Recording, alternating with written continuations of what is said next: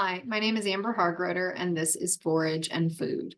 Together, we're going to go over 10 different herbs that might be in your area that you can forage for both food and medicine, and as well as for getting new flavors into your diet. So without further ado, let's go ahead and get into it. All right.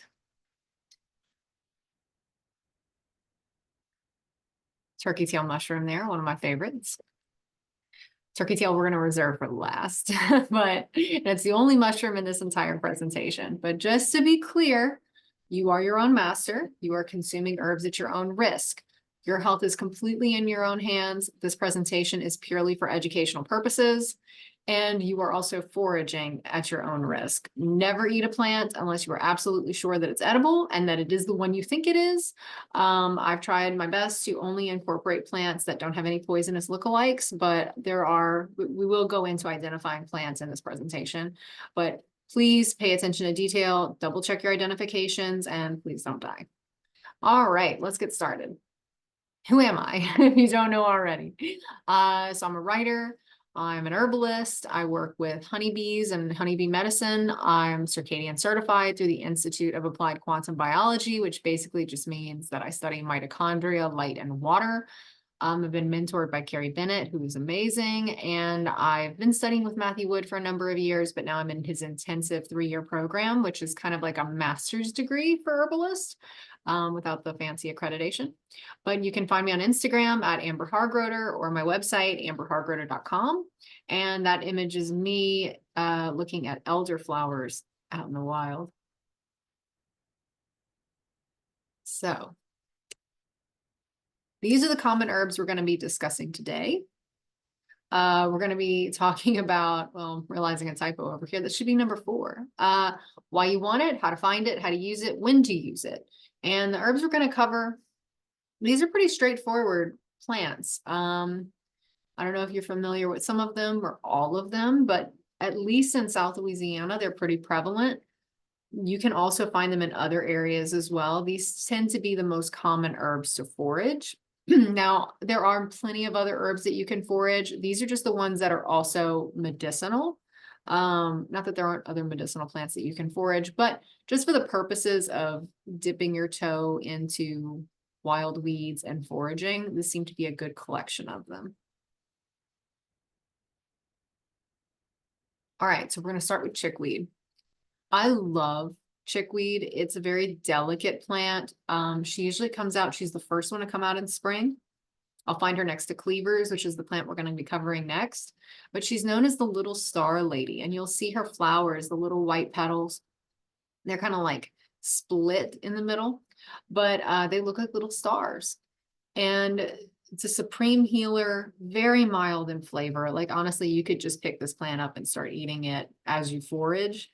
But it's bursting with nourishment, lots of mineral content.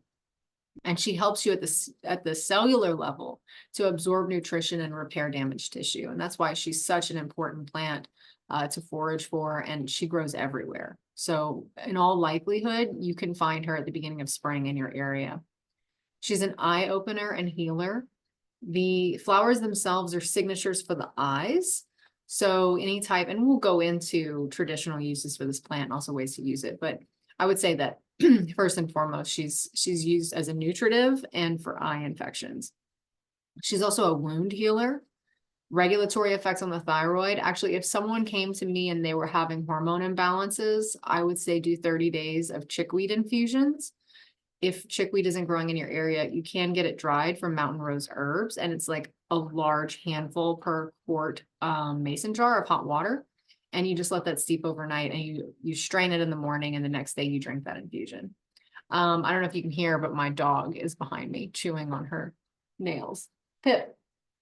Anyway, sorry about that. So let's see what else she does. Takes excess moisture from the cells. That's really important if you have a damp tissue state. If you take my course, Think Like an Herbalist, you'll become very familiar with the 6 tissue states of Western herbalism, but excess moisture can either be damp relaxation, that water is just flowing, or more likely it's damp stagnation, where dampness is sticking in places where it shouldn't. And that's kind of like edema, puffiness, water weight, those sorts of problems.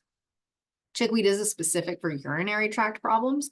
And when you forage for her, you'll notice that she's got this long stem. Any type of long stem like that is a signature for tubes in the body. And in this case, it would be the urinary tract. She's an old wives' remedy for obesity and removing excess fat.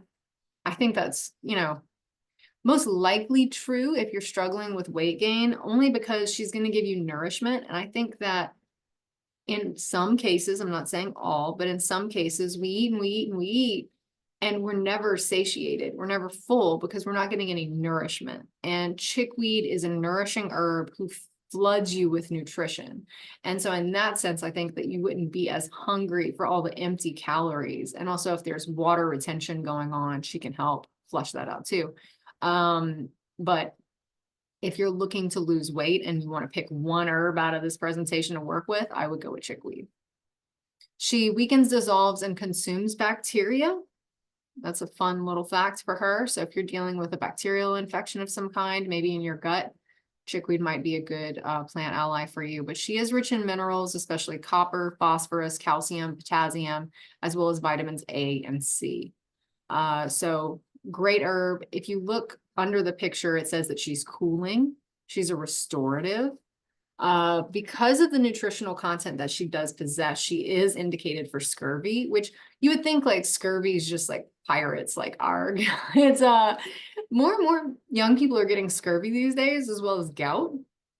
So that really can make you think about what our modern diet is, what we're eating, where our nutrients are lacking, and the problems that we're having. But I think it's her high vitamin C content that's supporting you through scurvy. Let's see, decreases fever, an alterative, which means that she alters the body in some way. That could be blood, tissue, what have you. There are lots of different alteratives. They're usually blood purifiers. A carminative means that she helps with gas and bloating. Diuretic, that's flushing out the excess water weight.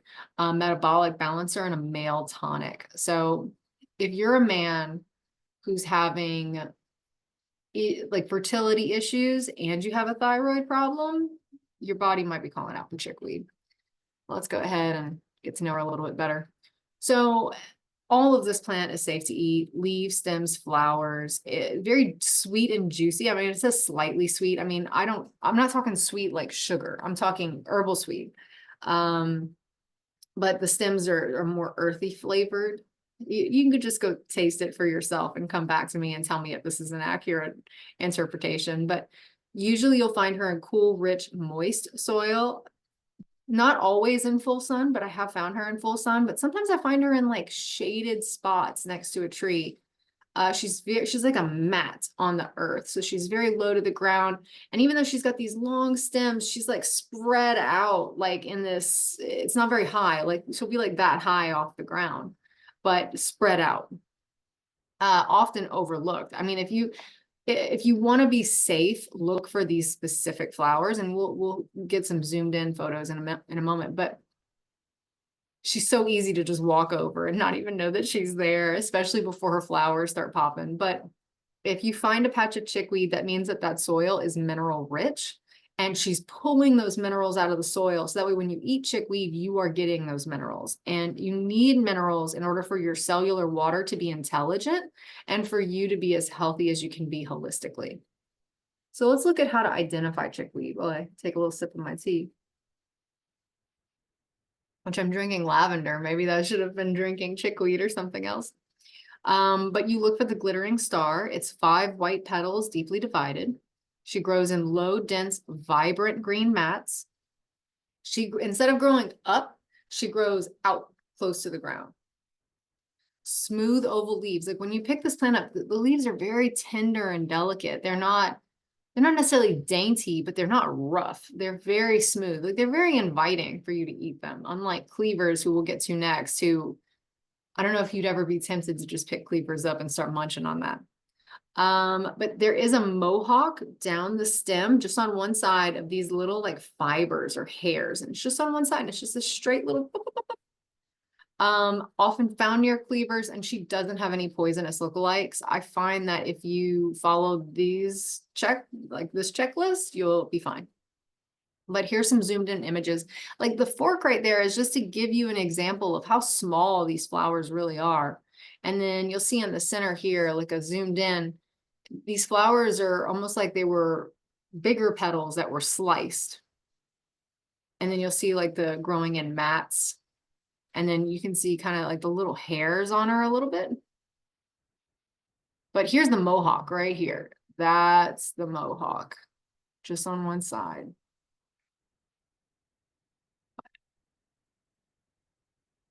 I mean, I'm getting, the doctrine of signatures in herbalism is a plant looks like what it heals or what it does. And I mean, these could be like testicles a little bit for our male tonic. But anyway, this is a lovely plant. I think it's a great introduction to foraging because she's super safe. She's a nourishing herb, is like the top tier herbs in terms of safety. And you can't go wrong with chickweed. I've never heard of anyone being allergic to chickweed. That doesn't mean that that doesn't exist, but just in general, I would say that this is an extremely safe herb. So beneficial for lungs, heated chest congestion, smoker's cough, whooping cough, bronchitis, chest colds and flu, pollen reactions, and allergies. You might be having allergies and pollen reactions about the same time that chickweed is out and about. So usually whatever the ailment is, the cure is not far away. Top 5 traditional uses. Powerful nourisher for the glands. This is the thyroid, reproductive organs, the lymphatic system, the testicles and ovaries. All of those things can benefit from chickweed and help bring them back into balance. We've already talked about the eyes, but specifically you can take this herb, mash it up, and put it on the eyes for like ulcerated eyelids, conjunctivitis, pink eye, stye, any type of sores or irritations. She also supports weak digestion and bowels. So if you have like a really hard stool and constipation, or you think you've got some yeast overgrowth going on in your body, chickweed can help with that. That goes back to like killing of bacteria. Not that yeast is, well, yeah, tomato. But anyway, if you've got those problems, chickweed might be good for you. Chronic bladder and kidney problems, especially cystitis. This is a really gentle healing plant or healing ally in those situations. Something to consider, but of course, think about your entire health history. Look at the pharmaceuticals you're on. As a nourishing herb, those tend to play nicely with pharmaceuticals, but just be wary of, just be aware of what your situation is before you work with any plant. And then a wound healer, she's specific for hot infected wounds. So you're kind of seeing a pattern here, like heated chest congestion, hot infected wounds. If you remember a few slides back, she is a cooling herb. So that cooling, she's going to help draw heat out. And in a lot of cases with some of these things listed here, you do want that heat to be pulled out. And in cases of like diaper rash, hives, other types of stubborn rashes, you can use a salve of chickweed to kind of soothe that as well. So here are ways to use chickweed, which we've kind of already covered. But if you do, starting with the text under the image, if you do want to eat chickweed fresh, great in pestos, you can ferment chickweed. Almost every plant in here, I'm pretty sure Pascal Baudère has done some sort of recipe related to fermentation. So I would check out his books. He's fabulous. He's on Instagram. Again, his name is Pascal Baudère. And he does a lot of wild fermentations. And then the other guy who's like the fermentation guy is Sandor Katz. And I had the privilege of studying with him when he came to Louisiana. He's a wonderful person and just a delight. And his books are fabulous. So if you really want to get into fermentation, I would recommend going in those directions. But you don't have to ferment chickweed. You can eat her as it sounds weird, but you can eat this herb as a salad green or just add it to sandwiches, salsas, like that kind of thing. Like you don't have to go above and beyond to make this plant edible. She's so delicate and delicious. Like you can't really go wrong with just picking her up and eating chickweed. But let's say you have one of the problems that I've mentioned earlier. So you can do a tea. You can do a tincture. So if you're going to make a tincture, If it's fresh, you want to fill the jar all the way with fresh plant material. You might want to chop it up a little bit just because the more exposure the plant gets to the alcohol in the tincture, the stronger the medicine will be. You want to fill the jar after you filled it with fresh herb. You want to fill it to the top with alcohol. I typically use brandy. Some people prefer vodka. You just want it to be like 90 proof. That's really the metric that we're going off of here. But we have the dose here is 20-30 drops 1 to 3 times a day. I personally don't do the bigger doses. That's the recommended for a nourishing herb. But if you want to test the waters and just see if this is the right plant for you, I would go with 3 to 5 drops 1 to 3 times a day, and then work your way up to 20 to 30 if that's the way you want to go. You can also make a vinegar with chickweed, and I find that the plants that have a high mineral content, the minerals are extracted better in vinegar than they are in alcohol. And when you make a vinegar, and it's the exact same process as the tincture above, same as an oil, it's pretty, or making herbal medicine is very easy. It's knowing which herb to use that's the difficult part. But the vinegar itself, I think, is going to extract more medicine out of chickweed, and then you can use it for salad dressings. You can bathe with it. You put a little bit of, vinegar. You can use apple cider vinegar infused with chickweed in like your bath or something, especially if you've got like skin irritations or wounds or something. But anyway, you can make a salve, make a fresh poultice. You can make a bath with chickweed. This is a very strong infusion. You just take some dried chickweed, like if it's dried, it would be like 1/3 of the jar, and then fill it to the top with hot water. Sorry, let it steep for at least 2 hours, and then you can strain it into your bath. You can blend the chickweed, fresh chickweed, and then like mix it with olive oil and freeze it into cubes. Well, there we go. You can blend it by itself and freeze it into cubes, or you can do it with olive oil. Or you can dehydrate and ground it into a powder for soup cubes, or mix it with honey for an electuary, which is a honey paste. To make an electuary, it's 6 teaspoons of herbal powder sifted into 1 cup of raw honey. And you just stir that in, let it sit for a while just so it can really infuse the honey.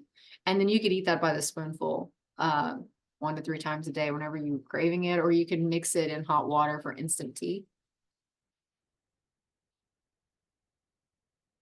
Okay, so now we're done with chickweed. Cleavers.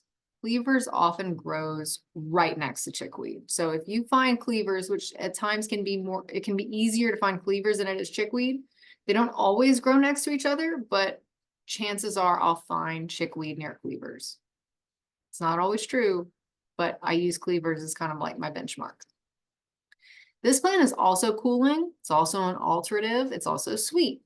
It's a little bit more mucilaginous. It's a mild blood thinner. So if you are on blood thinners, you maybe shouldn't be on cleavers. Diuretic, again, with the water weight. Astringent, so it tightens and tones the tissues, and it's a mild laxative. But because it's such a strong diuretic, if you're a diabetic, maybe don't use cleavers. So it's known as bed straw. It's deer medicine for that reason, because deer will often lay down in cleavers. Goosegrass, because goose love to eat it. And catchweed, because it cleaves or sticks to everything. And you might have experienced this. It's a little bit like Velcro. It breaks apart so easy, and it just sticks to everything. And it's covered in these like hooked bristles across the whole of the plant. But it's actually one of the best detoxifiers. And those hooks are actually a signature of this plant for the fact that it cleaves onto things that you need to detoxify from your tissues. So the basics, some people are allergic. So if you touch cleavers and you break out in a rash, you do not want to be eating it. So that's a big red flag. Don't do that. We've already discussed if you're on blood thinning medications or high blood pressure medications, this is an anticoagulant. It filters out the little things. It used to be used in folk uses, folk kitchen uses. They would make a bundle of cleavers to strain the milk through to catch all the little hairs and fibers and whatever that had gotten into the milk. So that gives you an idea of how it filters things in the body, like all of your liquids and everything in the lymphatic system. If you've got these little nanotoxins, it could potentially hold on to those and help you detoxify. It cleanses the waters of the body. And again, that's lymph, blood, plasma. It supports waste removal, tones, tightens, and strengthens tissue. and it's the herb for a good spring cleaning. In Southern folk medicine, it is recommended for insomnia. You can make a cup of cleavers tea at night to help you go to sleep. But generally speaking, across the board, cleavers is a spring detoxification herb. So you would mostly work with cleavers at that time when it's fresh and comes up, and use that to like purge all the gunk that has built up over the winter months. So you want to pick the young greens in the spring, and that can be a salad herb or a pot herb. The older it gets, the kind of more fibrous it gets, and the more hooked bristles it's got. It just has a little bit more fortitude the older it gets.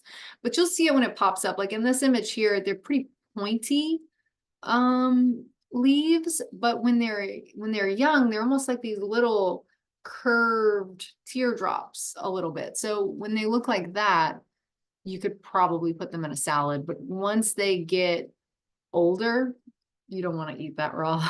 So, but similar to chickweed, prefers moist soil, rich woodlands and places near wild water. But you can also find them in your yard. And honestly, I'll walk around South Louisiana and I find them all over the place. So we are a very moist climate. So maybe that's why. If you live in like the desert of Arizona, you're probably not going to see cleavers, but they do grow on the margins of fields, and they're pretty prevalent around here. So identifying cleavers, making sure you have the right herb. Leaves and stem are covered in small hairs that hook on everything. That's basic. They grow in these like whorls. It's like 6 to 8 of these like little not spires, but these slender leaves. And so it's like, it grows like that. The flowers are very tiny and white. They're usually in threes. The stems break very easily. It'll ramble low to the ground, but it'll climb onto things as it cleaves. Like if it latches on to like a tall grass that then shoots up, then the cleavers will follow it up, but it won't go up all on its own. And it doesn't have any poisonous lookalikes. And honestly, I don't even know if it has a lookalike. So this is what you're looking for. And you'll see the little hairs. Doesn't look very appetizing for a salad green. And these are the little flowers. And then these are the seeds that some people, they will dry the seeds and grind them and use them as a coffee substitute. But for me, that just seems like way more work than it's worth. But you know, you do you.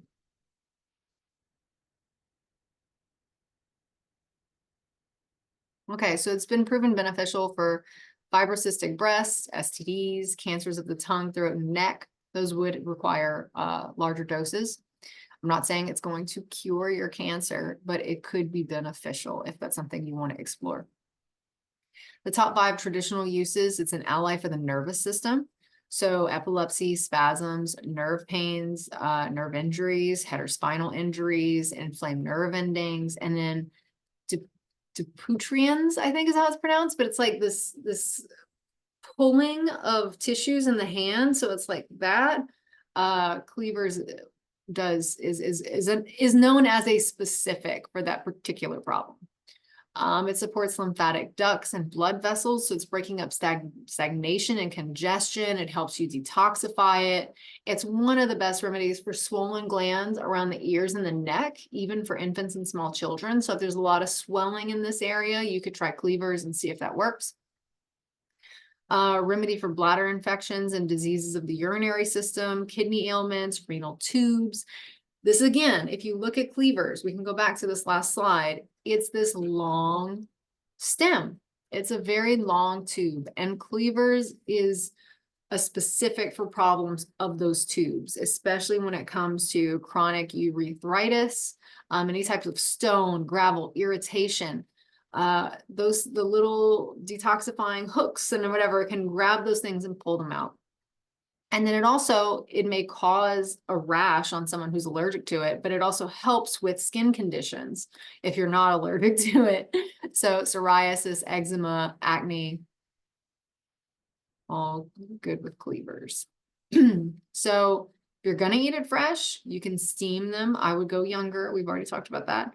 And then, boil in a small amount of water, serve with butter and salt. You can make a tea, a cold overnight infusion. So I'll harvest cleavers. I'll put them in the blender with some water. I'll pulse it a few times. I will pour the whole thing into like a 1/2 gallon jar. I'll let it steep overnight. I'll strain it in the morning. And then in the spring, I'll just drink really small amounts of it, like maybe a shot glass of it, like you would with like a wheatgrass shot. I would do like a cleaver shot, or you could even just do 1 tablespoon a day and see how you do. If your kidneys seem to be acting up and you got like heat in your lower back or pain in your lower back, maybe like, let off the cleavers. But another easy thing is to make a tincture. Again, you can make a vinegar. You can do the coffee substitute thing if you're like a saint and you have a ton of patience.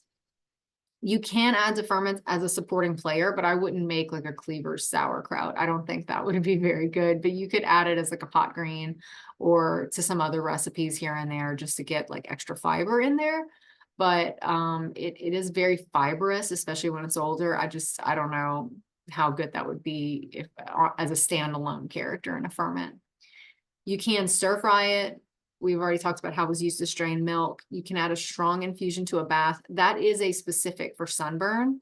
So maybe next time you go to the beach or you're going to be outside all day, you could bring dried cleavers with you and make very strong infusions the night before, just in case someone gets a sunburn, which you should avoid a sunburn as best you can. I mean, sometimes it just happens, but if you were to get a sunburn, you would want to bathe in a strong infusion or just add it to the bath, a strong infusion of cleavers, and it would help neutralize the sting and you won't smell like vinegar. So there's that. And then you can use it as a scalp rinse for dandruff, which is a handy tip. Okay, moving along. We have curly dock. This grows all over South Louisiana, specifically in our ditches and along the highways.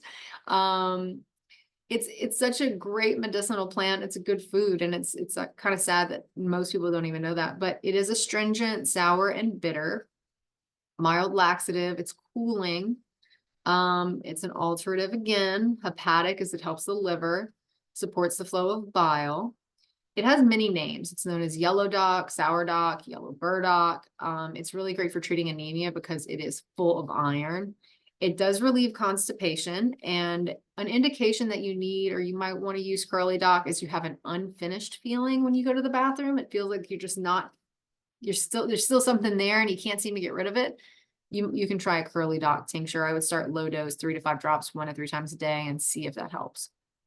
But it's also very supportive for detoxing heavy metals. So most of us probably have heavy metals in us just because of modern life. So keep that in your back pocket.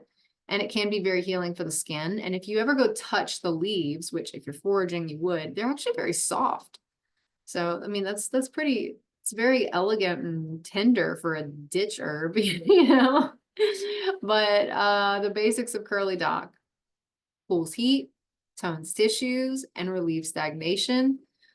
Heat is things like histamine problems. It's mast cell disorder. It's chronic inflammation. Those are cases of heat. Relaxation isn't like, oh, I'm so relaxed, I need a remedy for this. No. Relaxation, you need to do my class, think like an herbalist, but it's damp relaxation. So when the tissues are so weak, they can't hold on to fluid. So you're dehydrated, even though you're drinking a ton of water and taking in a lot of water through like fruit or salads or whatever, you're not holding on to it. That's damp relaxation. It's like an erosion of the tissues. This is a remedy for that situation because it is an astringent. Indications that you need curly dock is look for yellow around the nose, eyes, mouth, and red dried cheeks. Those are good indications for it.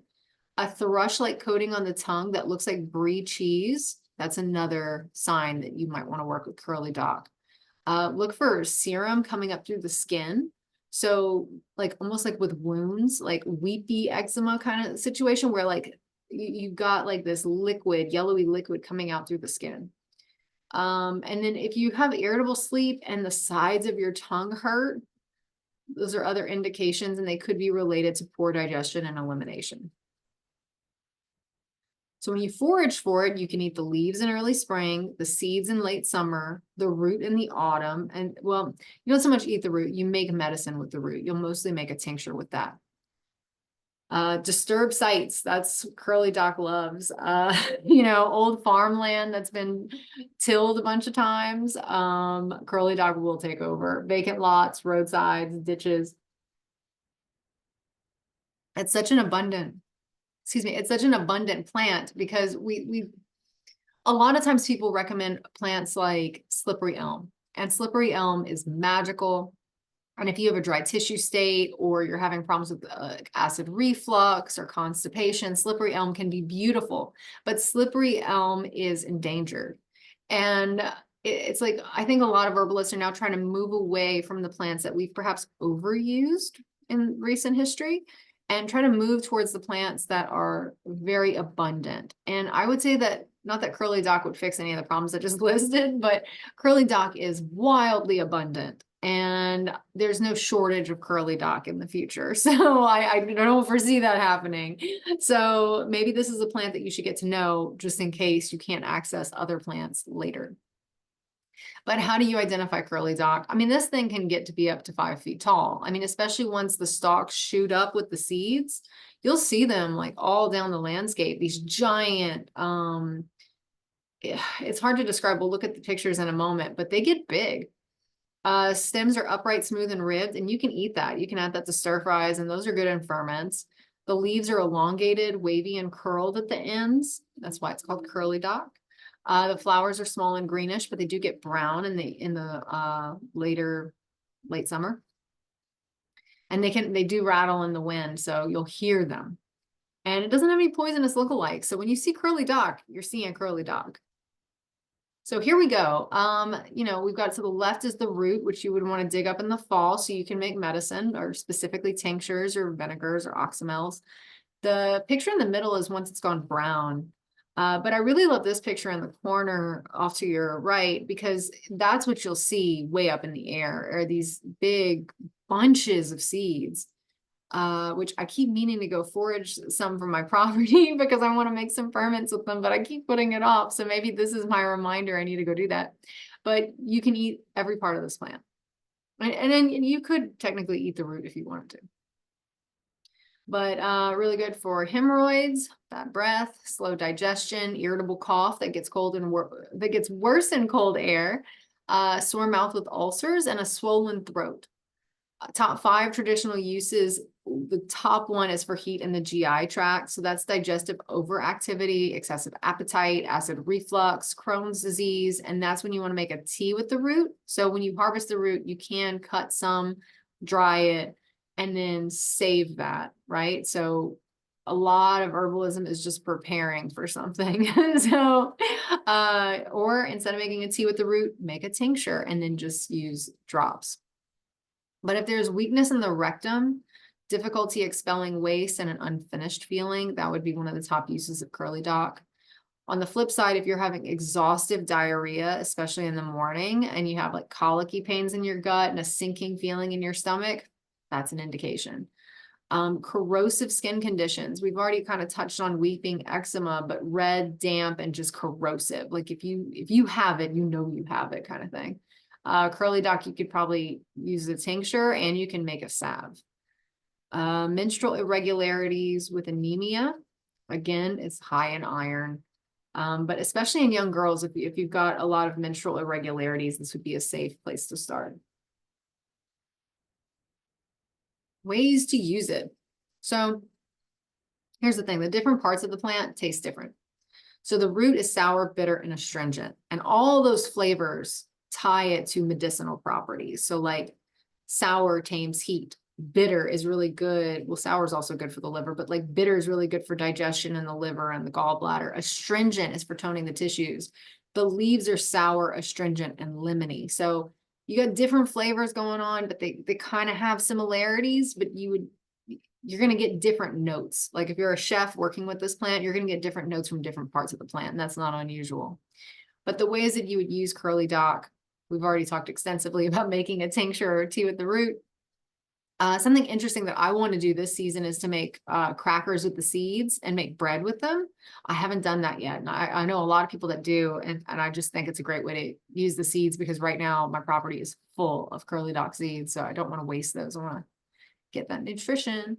You can add the young leaves to salads. You can saute the greens with oil with onions and butter as a side dish. You can totally make like a curly dock sauerkraut. Like you could mix it with green cabbage, and I think it would be you'd be pleasantly surprised.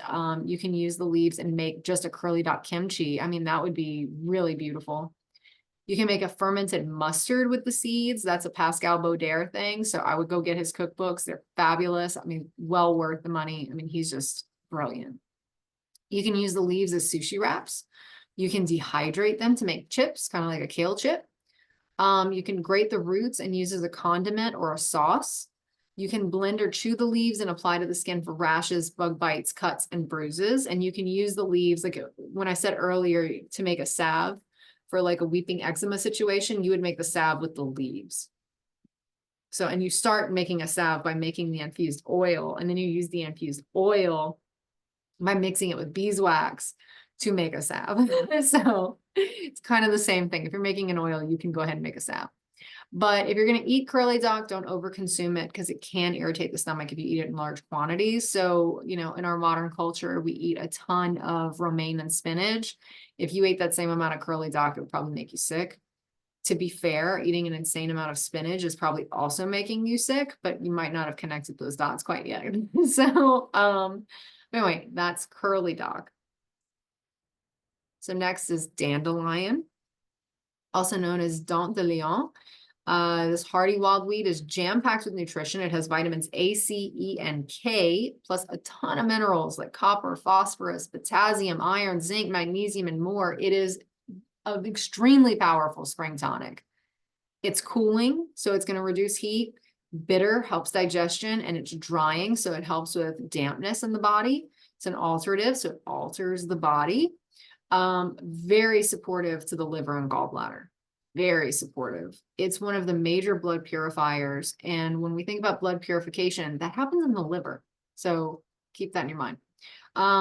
So if the liver is congested, the bile is thick, kidneys are slow and sluggish, that leads to some major health problems that dandelion can help shift you out of.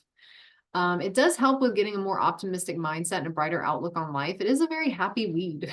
Like, you know, and it's so ironic because everyone's so hell-bent on killing it. And Dandelion's like, I'm here to heal you. And we're like, no, go away. How dare you appear in my yard? So, you know, maybe we need to repair our relationship with dandelion. But it does help us shed anger. In Chinese medicine, it's believed that anger is stored in the liver. And so if you heal the liver, you can heal your anger problems. That would be ideal, right?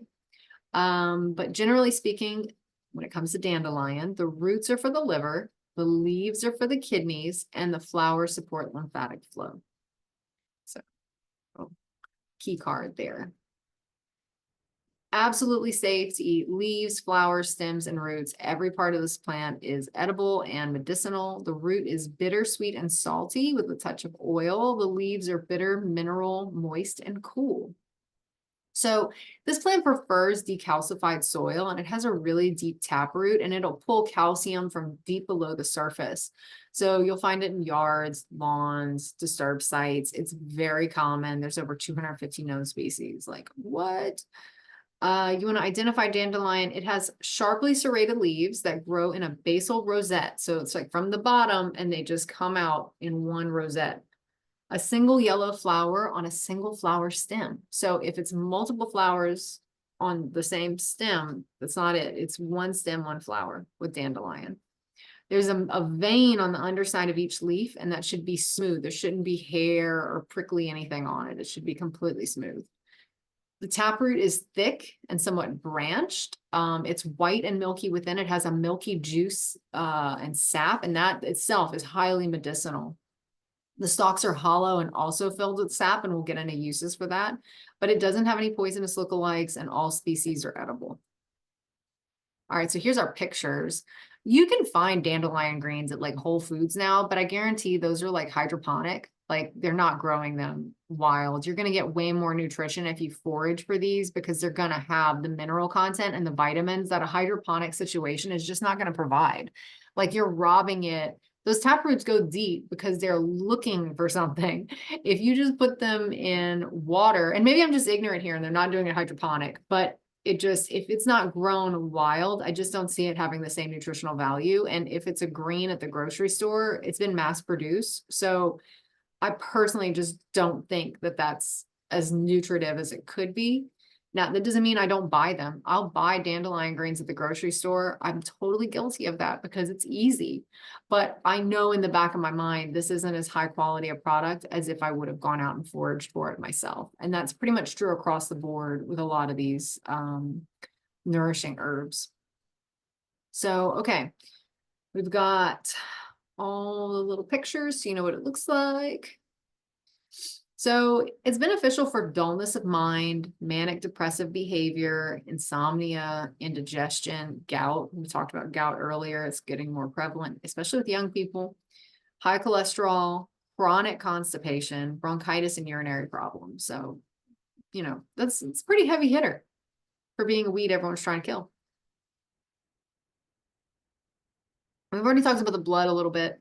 But it is extremely supportive of the liver. And if you think you have liver problems, you should consider working with dandelion and or burdock root. And I'm saying that in a general way, like know your health history and what you can handle, but it is known as a specific for liver issues. Especially hepatic complaints of persons long resident in warm climates who have chronic liver congestion, stone and gravel, hepatitis, cirrhosis, and overworked liver. I mean, I live in a warm climate and I'm pretty sure a lot of people could use this plant. It's also known for being able to heal infection in bone with decalcification. If you remember what I said about the taproot going deep and pulling calcium from deep in the soil, it works that way too with bone. It goes deep into the bone to draw out infection. A key indicator that you need dandelion is if you look at your tongue, like stick it out, like, and it looks like coating has been ripped or peeled off of it. That's called a geographic or a map tongue. You can learn more about tongue evaluation with my PDF on the secrets of tongue evaluation. But basically, it looks like it's raw and red in spots and like tissue has been ripped off the top of it. So that's a sign that heat is baking down the fluids and blocking its escape.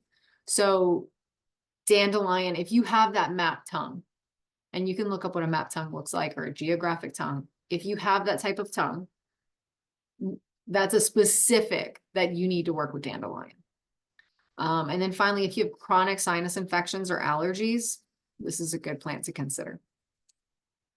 So you can eat dandelion fresh. Old wives' remedy, eat lots of fresh leaves and some roots raw and cooked for a month every spring to enliven the blood and tone the tissues. And I think that's really good advice.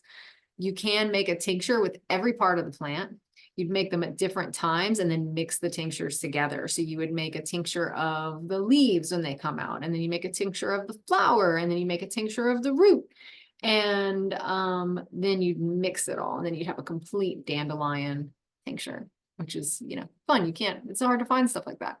You can really, I wouldn't do it with the seed pods. I don't know. I've never heard of that, but you can make a flower essence and that helps release bottled emotions.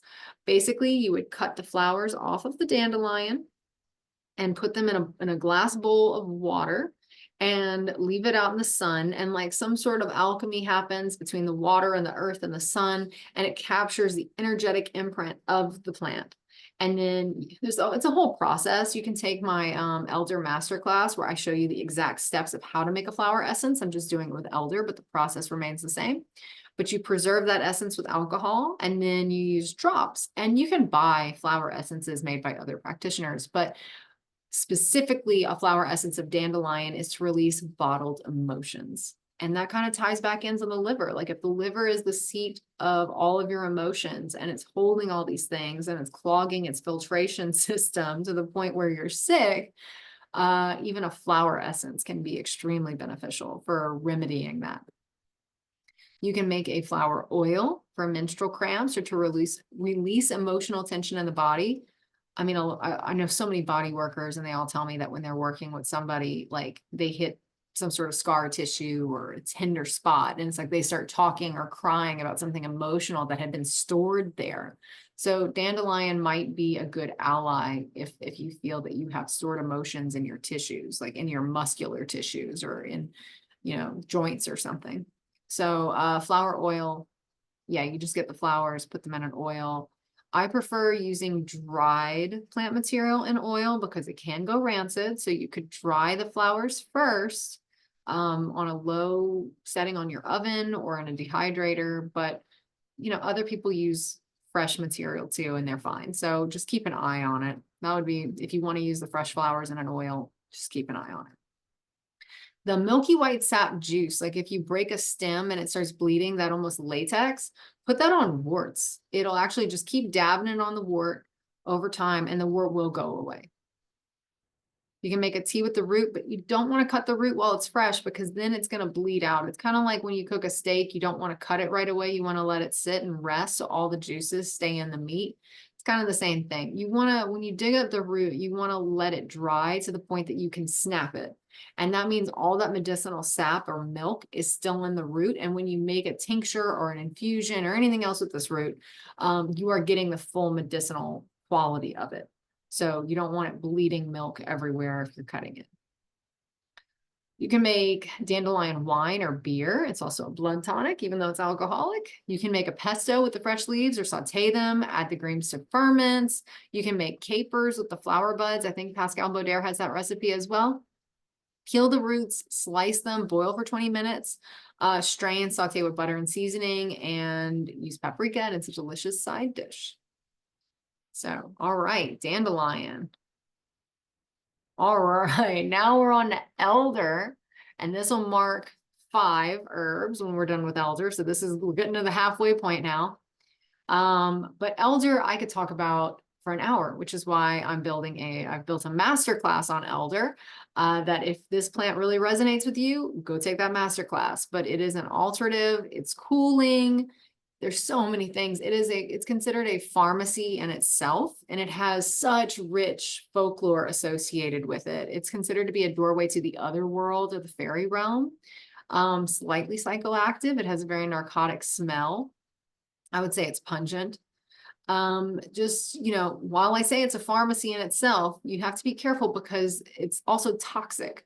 So roots, bark, stems, leaves, unripe fruit, they're all toxic. Please approach with caution. Now, I've heard of people making salves with the bark. I know people that ferment the unripe berries and they're good to go. Leaves, I only use externally, but just proceed with caution and don't bite off more than you can chew. That would be my advice. But in terms of medieval herbalism, elder softens ye matrix and opens ye passages. And I feel that really is a great summary of elder because she removes blockages or helps break up blockages, and then she opens the pathways of elimination. Traditionally used as a tubular remedy, again with the tubes. And this is for me personally, this is my herbal remedy for fever. I drink tea. I would recommend drinking a tea of the flowers hot to induce sweating, or drink it cold to support the kidneys if the kidneys are struggling. But this has a powerful influence on blood, especially bruises, situations of anemia. And it is safe for children and elderly, except for that one time, which I had one client who I put him on elder. Elder is considered to be an extremely safe plant to work with, and he had an allergic reaction. He was putting elder on his skin, elder water, and he got very itchy to the point that he actually took a Benadryl. And I have no explanation for that. And I spoke with about 10 different herbalists, master herbalists, practitioners for years. They've never known anyone have an allergic reaction to elder. I came across a study that said it's like a 1 in a million chance to have an allergic reaction to elder. So I don't know, some people said it could be because he has a mold toxicity and that triggered an allergic reaction, but I didn't keep him on elder. I put him on a different plant. He's doing well and he's very happy with his other remedies. But, I just want to make sure that everyone knows that you are consuming herbs at your own risk. And sometimes you might have an allergic reaction to something. And, maybe it's never been heard of before, as in this situation, but that doesn't mean that you didn't have an allergic reaction to it. So just proceed with caution and, test things on different areas of your skin if you're worried about that, like especially with cleavers. Do small doses, see how you respond to it. But generally speaking, these are all very safe plants. There's always outliers. So just be careful. All right, so foraging for elder. I would recommend starting with the flowers. They're the safest to use. But let's see. Okay, so here's where you can find her. She likes to keep her feet wet, so look for rich, moist soils along riverbanks, ditches, margins of woodlands. That's why she's everywhere in South Louisiana, because we're a very wet state. The American variety, which is Sambucus canadensis, is more of a shrub than a tree than the European variety, but it's very plentiful here. The bark has pores on it. You'll see this in the pictures on the next slide. The leaves are toothed and dark shiny green, and they are opposite each other. The twigs have a prominent white pith, like a white foamy insulation almost on the inside. The flowers are small, white with a tinge of yellow, and you can see them here in this picture. And in large clusters, they do resemble a crown or the top of the head. The berries arrive in late summer, and you want to wait until they're deep purple before you harvest them. And the stems will lighten from this beautiful light green that you see in this image here to a deep pink as it goes into fruit. So let's go look at these images. So if you see on the left, that tree's wet from it raining, but those are examples of the pores, and that's a signature for it opens the pores of the body, and it's a diaphoretic in that it helps you sweat out things. If you look beneath that, that's how tiny the flowers are. That's my fingers. So, I mean, they're very tiny flowers, and they kind of form this crest, and you can't really see because my image is on it, but it kind of does look like the top of a head. Or the crest of a head, maybe. And then here's the berries. So remember, they were this lovely green color. The stems were. The berries, these are premature berries that are like a light green. And you can kind of see the leaves. And they kind of have little teeth on them. And they're tiny teeth. But these are premature berries. And then they eventually, the stems get this magenta color. And the berries get very dark. All right, so use it for colds, influenza, pneumonia. Going into the brain area, really good for brain inflammation, nasal congestion, sore throat, weak immune system. I think everyone now is like privy to the fact that elderberry syrup is used to boost the immune system. So, but it does remove stagnation and it opens circulation, especially for trapped heat. So if you got a fever, you want to open it up, sweat that out. Edema. So if you've got swollen ankles, like water stored in your ankles, elder would be good. You want to look for signs of blue bruises, blue on the tongue, blue hue to the skin face, blue marbling over pale skin, like on the thighs especially. These are all signs of blood stagnation and a need for oxygen, and elder will open that up. So if you see those signs of blue, maybe work with elder. It is an ancient remedy for opening the lungs and expelling mucus. That can come in handy. And it does tone the tissues of the digestive tract. And it's a salve of the leaves specifically are for inflamed and achy joints. So let's look at how you would do that. So you can technically eat the flowers fresh with salads or as a garnish, but more often than not, elder is a plant of transformation. Energetically and also in how you use it. So, one of the best transformations you can do is make a wine or a vinegar. I think elderberry wine is delicious. You can use the flowers to make mead. You can make a mead with the berries too. But the flowers are made into cordials, sodas, syrups, that kind of thing. You'll see it all over Instagram a lot of times. People make elderflower fritters, or they add them to pancake batter. You can make a spirit of elderflower, which is a basic tincture with vodka. And if you're going to use the dried flowers, it's 1/3 of the jar and fill it with vodka. If it's fresh flowers, you don't want the stems, you just want the flowers. And those flowers need to fill the jar. You can ferment unripe berries for capers. I know people who do that. You can make an elderberry syrup with warming spices, rich in vitamin C and iron that does support the body through the winter months. The pith, like the white insulation in the stem, not the stem, but in the branches that I told you about, it's an old Cajun remedy for boiling the pith in water and used to heal the eyes. Use the leaves to make a salve, a compress, or use as a heat stroke remedy. And this is another Cajun thing. You'll take the leaves and put them under your hat, and your hat will hold the leaves there, and it helps with heat stroke. Because it's very hot around here, especially in the summer. And you can make elderflower tea at the first signs of illness, or you can cook the berries in an elderberry and peach pie. But there are so many more things you can do with elder, which is why I have the elder masterclass. And I teach you how to make every single form of herbal medicine that I can think of using elder, because it is that versatile. It is the most versatile medicinal plant that I know of. And it's a beautiful medicine on its own.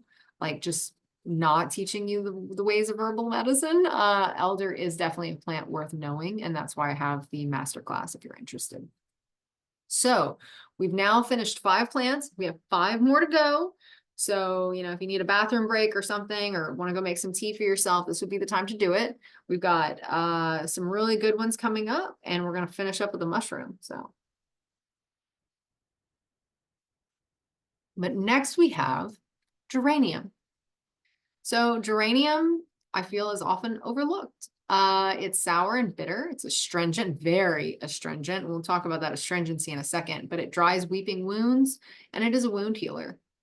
It's also known as crane's bill, and wild geranium is one of the remedies for a relaxed tissue state. That's that erosion I was telling you about, where the tissues are too weak to hold water. So you need very high tannin content and astringency to tone them up so they can actually hold water, as opposed to just being like, but yeah, this is a great remedy for wet, damp conditions, whether we're talking damp stagnation or damp, I'd say more so damp relaxation than damp stagnation, but it is a specific if you're dealing with a lot of dampness. The only plant that is considered to be more astringent than geranium is oak. So it's very astringent. All right, so the basics is you can make a medicine with the root. The leaves and flowers can be added to salad. Its astringency tones the tissues, draws and binds them back together. It makes it very beneficial for healing wounds. You don't want to consume large quantities because it can dry out the tissues, and that causes them to harden, and you don't want that either. You don't want damp, relaxed tissues, and you don't want hard, hydrophobic tissues either. So foraging for it, flowers and leaves are edible, but they are sour and bitter. The flowers are often used as a garnish or added to ice cubes for aesthetics. You usually find it close to the surface in clusters, and it's typically in damp soil. It's so astringent that you can harvest it at any time of the year, and you'll see it all the time, year round. But ideally you'd harvest flowers, which it doesn't flower year round, but it's around, you know, harvest flowers and leaves in the spring, dig up the roots in the fall. Looking for hairy stems and the drooping flower heads. The flowers are pastel. They're mostly in pink. I have seen them in purple. Even the pith of the root is kind of pinkish. So again, with like the tissue, so the center of the root has a pinkish hue. The leaves are like a 5-pointed star, and you'll see the leaves much more than the flowers. And it seems a little dainty, but it's a very serious herb. So if you see here, these are seed pods. It like throws seeds everywhere. Like it catapults them. Like this is like this kind of like tension, and it just like, it's like tosses it. So, but you'll see the leaves here and the little hairs on the plant too. So that's wild geranium. So it's beneficial for stones and gravel, wounds, inflammation. Energetically speaking, it's really good for processing grief or for people who have lost part of their essence. So people who are battling drug addiction, geranium's really good for. It's also, if you look over to the side here, it's good for separating one's energy from another after a failed marriage or a business. So kind of like a bad breakup. So sometimes in cases of drug addiction, that could be a breakup in its own as well, or it could be tied to a breakup. So geranium is really good for that. You could use a flower essence if you don't want to use the tincture, but whichever one you choose, it's a remedy for emotional tension and anxiety, and it does soothe the heart. I think that pink signature of the root and the flower kind of indicate that softness that's there, even though it's extremely astringent. But that astringency helps if you've got diarrhea and loose stool, especially if it's been chronic and there for quite some time. You want that astringency to dry up the wet and damp of your bowel movements. Similar with weeping sores of all kinds, bleeding gums, infected sores, internal ulcers, anything that's oozing with dampness, geranium. It does increase cellular health. The little hairs equal silica. And anytime you see little hairs on a plant, you know that it's a source of silica, and that helps with your cellular communication and regeneration. That silica basically is helping with your like electric body, like with the communication within your electric being, and making sure that you have the minerals you need to communicate effectively, whether that's through the structured water at the cellular level or through the fascia.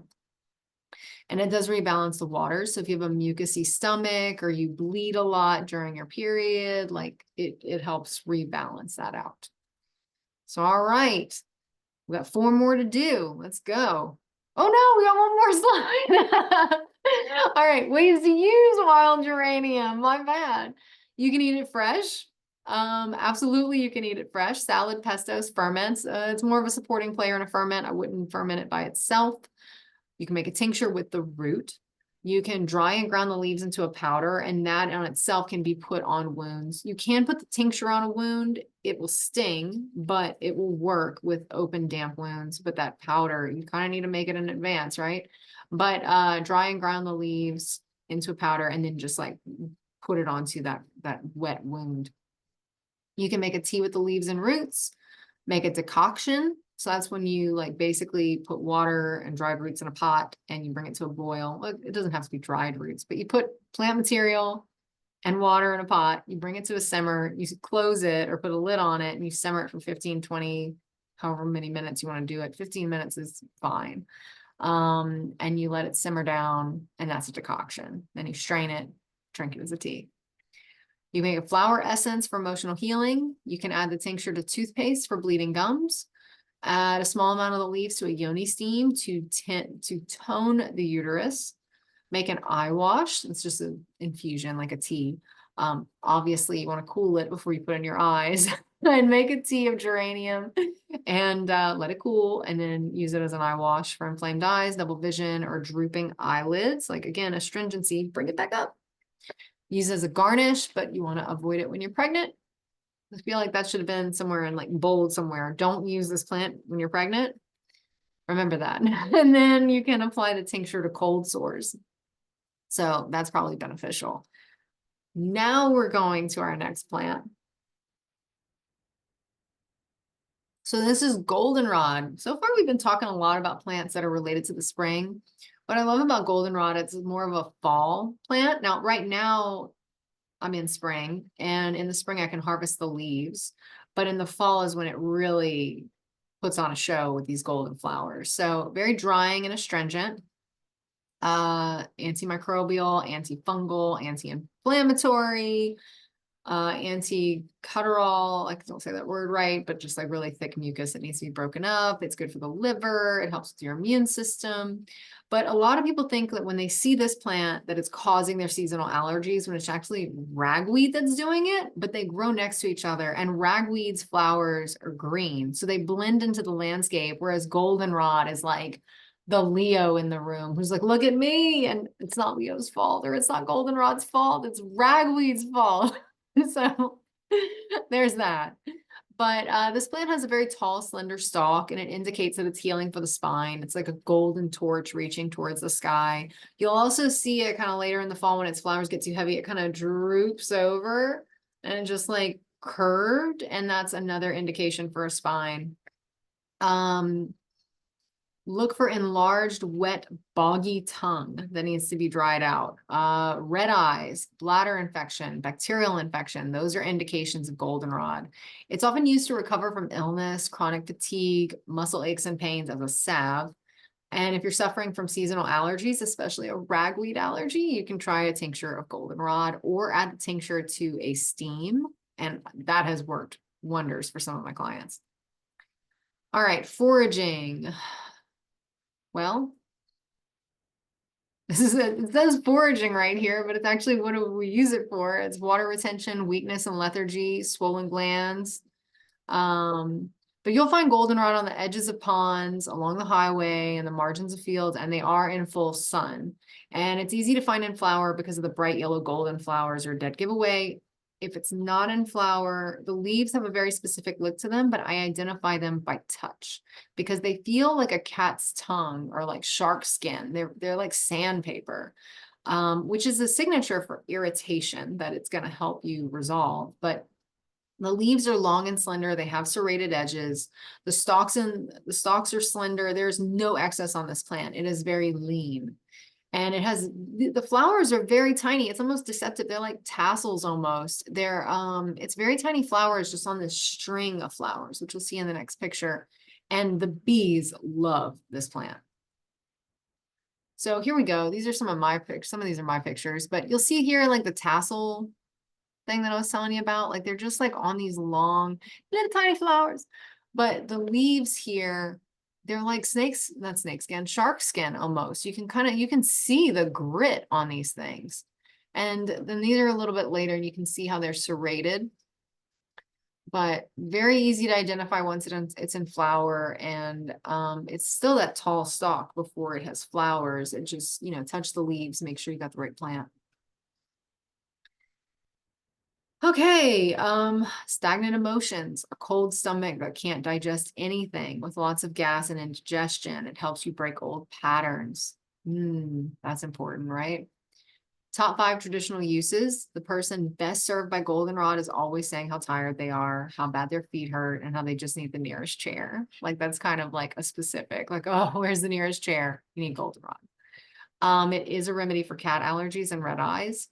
It's specific for dry, scaly skin, especially if there's edema of the legs with sores and discharge. It's used for exhausted kidneys, so dark, scanty urine, or if you're urinating a ton that's clear, you might want to work with goldenrod.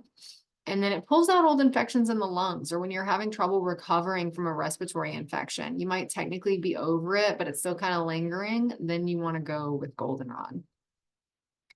So to eat it fresh, you could technically do that. You could add the flowers to salads or use as a garnish, but you'd probably be better off using it as an infused honey if you're going to go raw. Make a tincture. You want to get the young leaves in the spring, and then make a tincture with those because that's when they're the most potent. And then you do it again, make a separate tincture in the fall with the flowers, and then you could mix them together. Let's see, small drops, small doses. You can add the leaves to soups, stir fries, or casseroles. I wouldn't necessarily eat them raw. You can experiment with that. You can make an infused honey with the flowers or an infused oil for wounds and sore muscles. And like I said, you can use an oil to make a salve. You can make flower soap for dry skin. You can make a lotion bar with the flowers. You can use as a steam for specifically sinus pain. If you have like pain in your sinuses, like it's throbbing and you have a headache, steam with goldenrod. Maybe keep some flowers dried just in case. I mean, you can just get it out of the ditch. I mean, it's not going to hurt anybody. You don't have to spend any money on it. Allergies, skincare. You can infuse in rice vinegar for an astringent condiment, which, it's a beautiful color. You can play around with it really in salad dressings or add to soups, that kind of thing. Or other types, not ferments, but pickling. Infused in herbal bitters as a digestive aid, and you can make a flower essence for emotional well-being.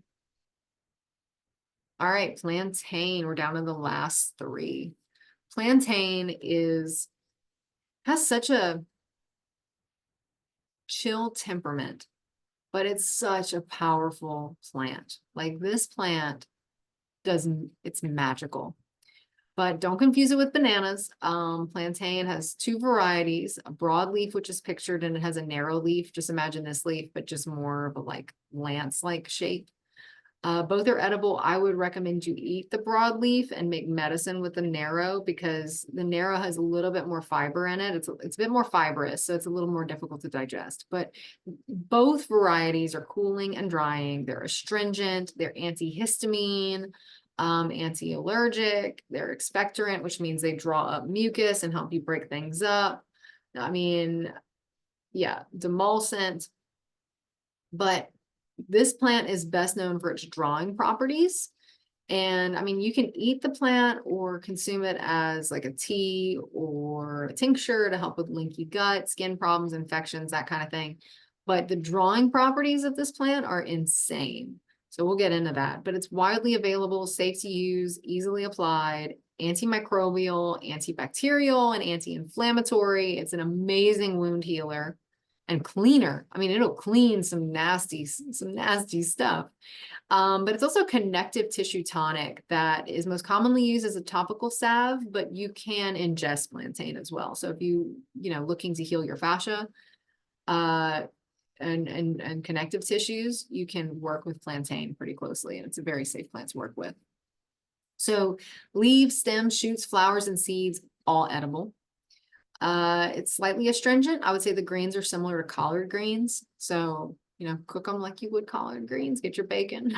But it grows in yards, roadsides, to serve sites. It likes hard and heavily compacted soil. And I think that's the most important thing to know about this plant is it grows in difficult places and it draws nutrients from those soils. And it does the exact same thing for wounds that need to be cleaned, or if you've been bitten by a snake or stung by a bee or any type of venomous thing, it can pull that venom right out. And I'll tell you a story about that when we get a little closer. But the leaves are solid green. They have defined seams. You'll see that in the picture here. They've got like these very clear seams. So seamstress was very clear on where those are. They can grow up to 1 foot in height. Buds and flowers grow at the very top of a long, narrow stem. It resembles baby corn at the top. Oh, there goes the dog. Seed pod can contain thousands of seeds, and it doesn't have any poisonous lookalikes. So here's those seed pods I was telling you about, and it's a broadleaf. Leaves get really big, but beautiful plant. Such a powerhouse healer. Just wow. It's good for chronic cough, deep-seated infections that are producing mucus, bowel stagnation and congestion. It's a specific for heat in the uterus. So all of that's good to know. But the top 5 traditional uses, it's a remedy for boils, shingles, skin eruptions. These include herpes, dirty ulcers, and carbuncles. It benefits swollen glands, especially the breast. It's a wound healer for bruises, incisions, bites, frostbite, dirty wounds. It can draw out pus, infection, poison, and venom. And it heals the mouth, dental abscesses, infections, bleeding gums, rotten roots, dry sockets. And it has a special affinity for the mucous membranes and the respiratory tract. And it cleans and disinfects while clearing coughs that rattle. So if you hear a rattle in your cough, then you might want to work with plantain. But what I will say, Matthew Wood in his book about herbal wisdom, great book, he tells a story about these women that were gardening and they were elderly. And they came across a black widow nest. And one of these women had been on a plant walk with Matthew, and she remembered to use plantain. And they'd all been bitten by black widow spiders. And she chewed some leaf of plantain, put it on the bite, and they all decided they were going to go to the doctor the next day. Well, the other woman died, but the woman who had used the plantain did not. Now, that might be anecdotal evidence, but I probably would have gone to the doctor the same day. But it is interesting how the plantain, she was the only one who survived. So, I mean, it's just a very memorable story. I'm a believer. If I get bit by something, I'm going to put plantain on it, like 100%. I'll also go to the doctor, maybe. Depends on where I'm at. If I get bit by a water moccasin, that poison is very strong. It's a very strong venom. I would probably put plantain on it right away, because I figure when I go to the emergency room, I'm going to have to wait. So that would be 1-2 punch.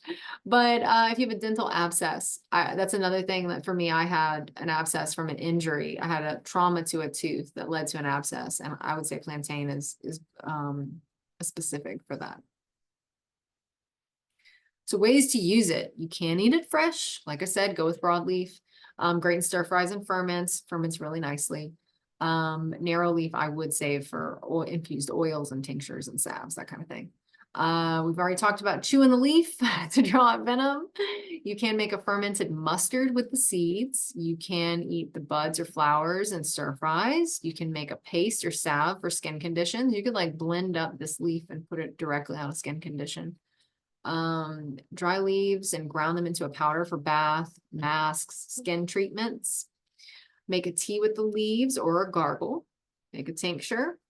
Make a poultice. You can dry the seeds and ground for flour, or even add the leaves to soups instead of putting like spinach or kale. So those are all great things that you can do with plantain. And like I said, this is the plant you should know.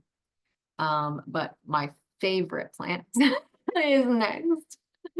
So that would be stinging nettle. It was the first wild weed I ever worked with. I was living in Chicago at the time, and there were these kids at the farmer's market who were trying to make extra money, and they were selling these giant bags of stinging nettle. And I was vaguely familiar with what stinging nettle was. And this was like over a decade ago. Like this was so long ago. And I started buying stinging nettle from these boys. And I think they were like 10, 11 years old. I had my own stinging nettle source. And I was using that for everything. Oh my God, I fell madly in love with stinging nettle. And then whenever I started working in intuitive herbalism and doing plant shamanic, plant spirit meditations, when I got to really meet nettles in that way, I just fell in love with this plant. So stinging nettles, I mean, this is like the most amazing wild weed. She teaches us how to establish and hold boundaries, especially for givers who do so much for others and get little in return. Like if you feel like you're constantly giving people the moon and they're breadcrumbing you, you might need to work with nettles. For tense, exhausted, and depleted individuals who need nourishment, yes, that is like 100% true. If that describes you, you want to work with stinging nettles. Deeply nutritive, but can be drying. So if you have a dry tissue state, or you feel dehydrated, like I wouldn't necessarily work with nettles right out of the gate. You can do tea or overnight infusion. You might want to add marshmallow root to it just to make her a little bit more hydrating. But this is a natural antihistamine. So, I mean, this is, God, I love this plant. But anyway, so nettles is known for its stingers, and they're very much misunderstood. The stingers themselves can heal you as well. Excellent source of calcium, chromium, iron, magnesium, potassium, and selenium. I don't think we get enough selenium these days. It's also high in zinc, chlorophyll, cobalt, copper, phosphorus, sulfur, B complex, niacin, vitamin C, D, and K. Whoa. It hits some wild weed nutrition that says be kind, be nourished, but take no shit. And I think especially for a lot of women, that's a healing message that many of us need to hear. So let's get into more. Foraging for nettles in South Louisiana might not be the easiest thing. I plant my nettles because I love them, but I do know it's a foraging herb. Everything's edible. It's mild, nutty flavor. I wouldn't necessarily ferment nettles. It kind of has a stank to it. There's just so much protein. It's such a meaty herb that it just doesn't ferment the way that like a chickweed would. So keep that in mind if you were thinking, oh, I'm going to make a nettle sauerkraut. I think that's a bad idea. Like that would stink up your house if you had that. But nettles prefers riverbanks, waterways, disturbed areas, common in damp and fertile soil.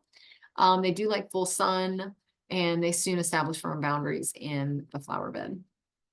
So they grow in dense, tall thickets up to 2 feet in height. They have finely serrated heart-shaped leaves, which you'll see in the picture. They have stingers on the stem and the undersides of the leaves. So unless you know specifically how to pick them with your fingers, you might want to wear gloves or just use scissors. Seeds are green and they hang in clusters, and they're also protected by stingers. And it's best to harvest young leaves in the spring, and it does not have any poisonous lookalikes. So these are some pictures. These are kind of fresh seeds. These are the flowers, actually. And then these are the seeds when they kind of start getting a little brown, and that's when I typically harvest them. But they grow in these dense mats that are just 2 feet tall. So, all right. So also proven beneficial for dandruff, hair loss, blood sugar imbalances, autoimmune conditions is a big one.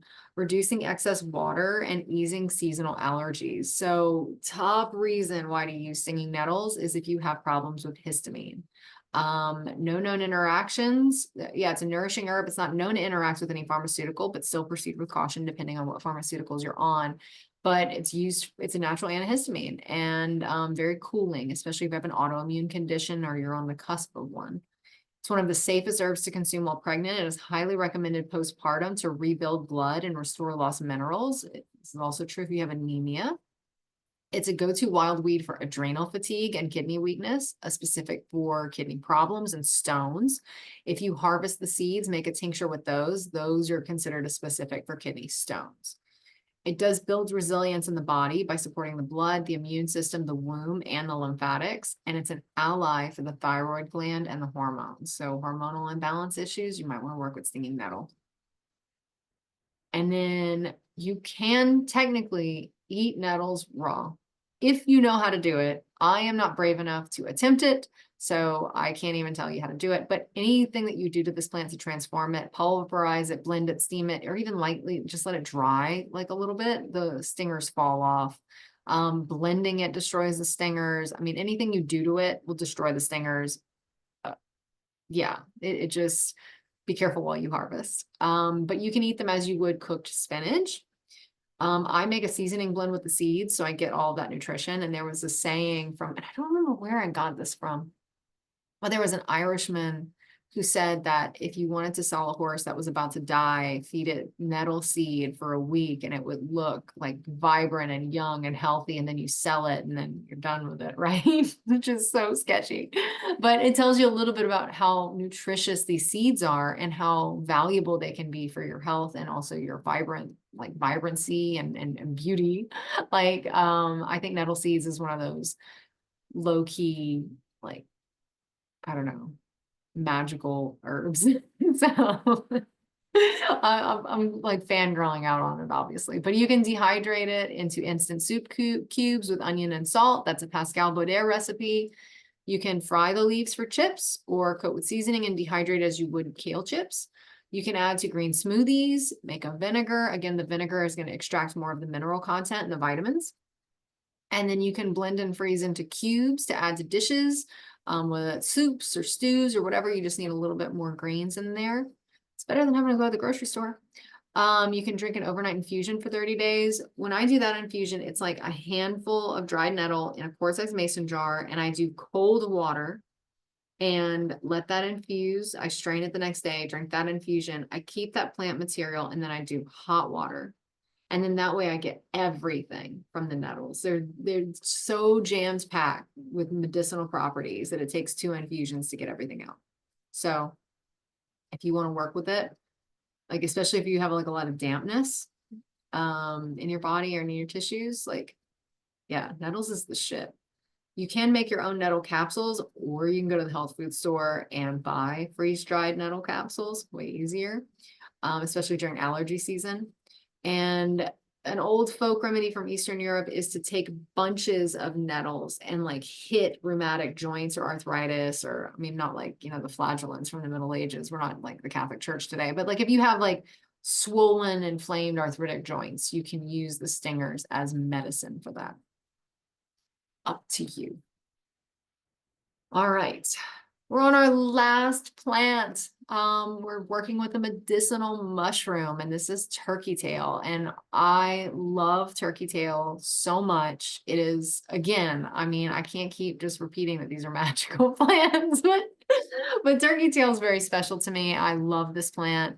If you're familiar with Paul Stamets' work, the mushroom guy, he did a TED talk about using turkey tail for his mother's breast cancer. And I think that I would recommend you go watch that TED talk or watch the documentary Fantastic Fungi, which I think also goes into it. But turkey tail is not only beautiful, but it is just such an amazing mushroom. It's the most common medicinal mushroom, and it's one of them in North America. It's very safe to consume. It's regarded as one of the most important medicinal mushrooms in the world. So I know mushrooms are having a moment right now, and everyone's like after psilocybin or after chaga mushroom, but turkey tail is plentiful, and turkey tail does amazing things. So it energetically, as a medicinal mushroom, turkey tail helps us peel back the layers of imbalances to restore health from the root up. And I think when you look at the picture of turkey tail with those layers, almost like rings of a tree, it gives you insight into how it works, like layer by layer. But it's regarded as a tumor eater, and it has a long traditional use for battling cancers and harmful growths. In Japan, they do incorporate turkey tail into their chemotherapy and radiation therapies because they've seen such benefit from adding turkey tail to those protocols.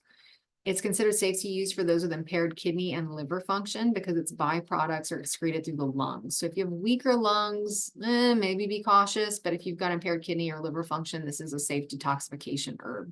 Not really herb, but it is safe to use. No toxicity or side effects from turkey tail have been reported, and it's actually known as an antidote for toxins. Now, incidentally, the antidote for eating a poisonous mushroom is milk thistle seeds. So, fun fact.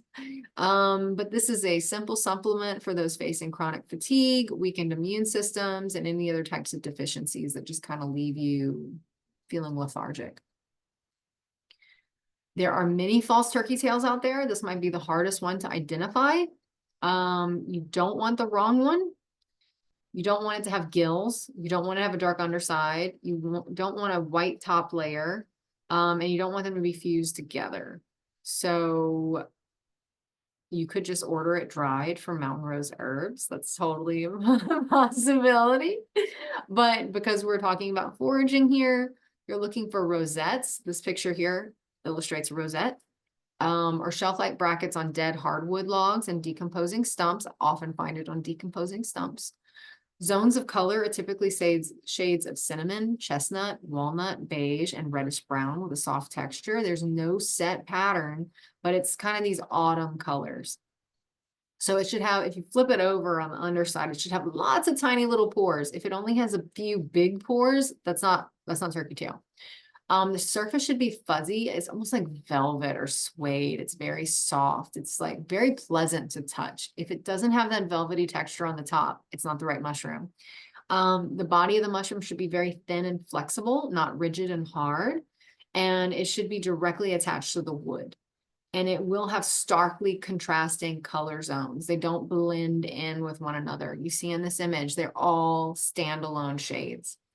And the bottom should be white, like bright white, like white as the slide, not yellow. So let's look at some pictures. So again, I mean, I've seen pictures where they're like super blue, but this is what you're looking for. And again, you can just order these off of Mountain Rose Herbs, or you can use Paul Stamets Company, which is Host Defense, and get capsules, powders, tinctures, all that good stuff. But you see here how thin these are. And you can see how white it is too. And if you go look on identifying turkey tail, you'll find more helpful pictures than these to help you identify them. Okay, so leaky gut, autoimmune conditions, hypothyroidism, hypertension, diabetes, hepatitis, blood platelet aggregation. These are all things that turkey tail can help you with, or help you remedy. So we already talked about Japan and cancer treatments. That it reduces the toxicity of chemo and radiation.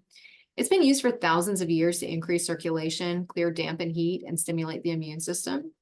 In one study, 2 months of regular use saw a 35% increase in natural killer cells. It's used to prevent invasion, adhesion, spread, and growth of tumor cells. It is a remedy for chronic fatigue, and it has shown promise for HIV/AIDS. And I would wager that we'll see promise with people who have long COVID or are vaccine injured, who have problems that are related to this list. So, I would not eat turkey tail raw off the dead stump. I would ferment it in Pascal Bauder's, and that's how you spell his name. You can ferment it for a stock or broth. I think that's probably a better option for you. You can make a tincture, a strong decoction where you just kind of boil or simmer it. Not really boil, you simmer it for like 15 to 30 minutes to make a tea. You can grind it into a powder for electuaries and pastilles, which is a little like honey ball. Or you could just buy the powder. So, there's that. You can make a strong medicinal broth with it. I will take dried turkey tail and add it to all my soups when I'm making any type of broth. You can ferment it as a soda, beer, kombucha. You can make a hot turkey, or you can make a hot chocolate. Excuse me, you can make a hot chocolate with turkey tail during the winter, whereas basically you just make the decoction of the healing tea. Okay, I'll take like a handful of turkey tail mushroom, dried. I'll add it to the pot with like 2 cups water. I will cover it and low simmer it until it's about half of that. And then I can add raw cacao or the cacao chips. I think it's not Firefly or Oka cacao. Anyway, ceremonial cacao. Add some milk to it. You can add like cayenne to that. You can do different types of warming spices, and you have a hot chocolate that's wildly medicinal. You can get the capsules from Host Defense and use those 2-3 times a day. Like a vinegar, I wouldn't stir fry these and try to eat them because they're very tough and very chewy. But if you play around with some of these recipes here, you might find ways to consume them that make sense to you. And then if you make a syrup, you would basically do the decoction, 2 cups water to like a big handful of dried mushrooms, cook it down by half. And then you'd end up with 1 cup water, and then you'd add, once it's cooled enough that it doesn't burn your finger, right? Like it's cool enough that it's still warm, but not to the point where it's going to destroy the honey. So you have 1 cup liquid, 1 cup honey, you mix that together after you strain the mushrooms out, of course. You take 1 cup strained decoction, 1 cup honey, mix them together, and boom, you have a syrup. And then you can add like cardamom and cayenne or ginger, whatever you want to it. And then you have this wonderful syrup. You can also add turkey tail to your elderberry syrup that you make. So, all right, that was our last herb or our last plant. Oh my God, so we did it. So thank you so much for attending this webinar. If you haven't been already, my website is amberhargroder.com, on Instagram at Amber Hargroder, where I post videos of making different herbal remedies, whether that's tincture, teas, infusions, what have you. Try to have fun with it as much as I can. If you have any questions, you can email me at Amber@Luna Sophia Publishing, because technically I have a publishing company for educational purposes. But yeah, so this is a way to just dip your toe into the foraging world. All of these plants you can source, probably with the exception of geranium, you can source through mountain rose herbs if you wanted to start playing with some of these plants without foraging for them, or if they're not available in your region at this point in time. But all of these are available for the most part in South Louisiana and North America and in areas of Europe. So yeah, just get out there and just start being more aware of what's in your environment. I mean, even if you're just finding chickweed in the spring, I think that's such a wonderful thing. I remember when I first started foraging, I was very apprehensive about it. When I first saw cleavers, even though I knew it was cleavers, I still verified with like 3 people, like, are you sure this is it? And they're like, yes. Like they're so aggravated. But you know, I kept at it every spring, and I've been foraging now for a number of years. And now it's just such a wonderful way to connect with nature and to heal yourself. And it's not so much like, oh, I've got a tumor, I need to go find turkey tail. It's more like, let yourself be surprised. You're wandering around in the woods, or you're foraging, or you're just looking around, going for a walk. And if I see turkey tail, I'm so excited. Like it's just overjoyed. Like I'm just joyful to see it. So I would love for you to have that same relationship with nature, where you see something and you don't even have to necessarily forage it. It's like seeing a friend. So that's kind of the goal for, down the road, maybe where you'll be. Some of the herbs we've covered today, like cleavers, are very easy to find, especially in the spring. If you're watching this and it's about to be fall or autumn, I would look for goldenrod, see what's in your area. But just, open your eyes and be more aware. There's lots of great books on edible plants, and I've mentioned Pascal Baudère like 10 times. So, I mean, obviously I'm recommending him, but there's a lot of foods out there that you won't find in the grocery store. They don't scale. They're not meant for business. And it's a way to add nutrition to your diet or your family's diet. You just want to make sure that you have the right plant. So there was a story, I mean, I hate to end on a negative note, but Sandor Katz tells a story of this guy who thought he was foraging for carrots, and he fermented these carrots, and he got very ill to the point that he had to go to the emergency room. And it turned out that it wasn't carrots, it was hemlock. And if he hadn't have fermented that hemlock, it would have killed him. But the fermentation process kind of neutralized some of the toxins or some of the poison of that plant. But you just want to be careful. All of these plants are generally considered very safe. You can always go back into this presentation and see what perhaps you need to pay attention to if you want to work with one of these herbs, but in the event that you have like heat or liver problems or what have you. So just be careful. But I do think that if you start foraging and forging a relationship with nature in this way and getting to know what grows around you that's food, it's such a beautiful way to kind of connect with an old way of living that we don't have anymore. And the silver lining of it all is you're spending more time outside, less time looking at a screen, less time under artificial lights, and that's going to help your health regardless. So happy foraging. Thank you so much for watching this webinar. And I look forward to hearing from you and how you're doing and what you've made. And, message me on Instagram. Let me know what you came up with and what you found. But happy foraging.